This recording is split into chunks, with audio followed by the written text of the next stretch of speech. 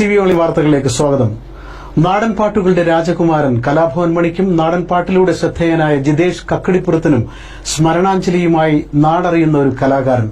അറിയപ്പെടാത്ത കവികളുടെ കവിതകൾ ചിട്ടപ്പെടുത്തി ആലപിച്ച് സോഷ്യൽ മീഡിയയിലൂടെ അറിയപ്പെടുന്ന മുഖമായി മാറിയ പ്രതീഷ് ആലിപ്പറമ്പിലാണ് നാടൻ പാട്ടിനൊപ്പം കവിതാലാപനവും നടത്തി ശ്രദ്ധേയനാവുന്നത്.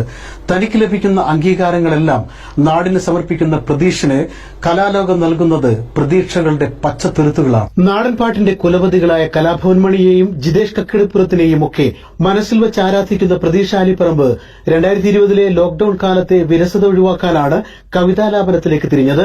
നാട്ടിലെ അറിയപ്പെടാത്ത എഴുത്തുകാരുടെ രചനകളെ ലോകത്തിനു മുന്നിൽ കവിതകളിലൂടെ അവതരിപ്പിച്ച് സോഷ്യൽ മീഡിയ പ്ലാറ്റ്ഫോമിൽ പ്രതീഷ് നേടിയെടുത്തത് ആയിരക്കണക്കിന് ആസ്വാദകരെയാണ്. സ്കൂൾ കാലം മുതൽ കലാരംഗത്ത് സജീവമായിരുന്ന പ്രതീഷ് കഴിഞ്ഞ 11 വർഷത്തോളമായി നാടൻപാട്ട് കലാരംഗത്തുണ്ട്.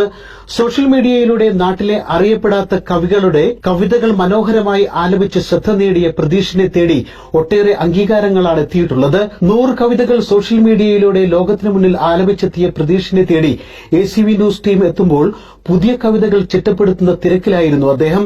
ഈ കോവിഡ് എന്ന മഹാമാരി വന്ന കാലത്ത് എൻ്റെ ഒരു സുഹൃത്തുണ്ട്, ഫൈസൽ അറക്കണി. അദ്ദേഹം അധ്യാപകനാണ്.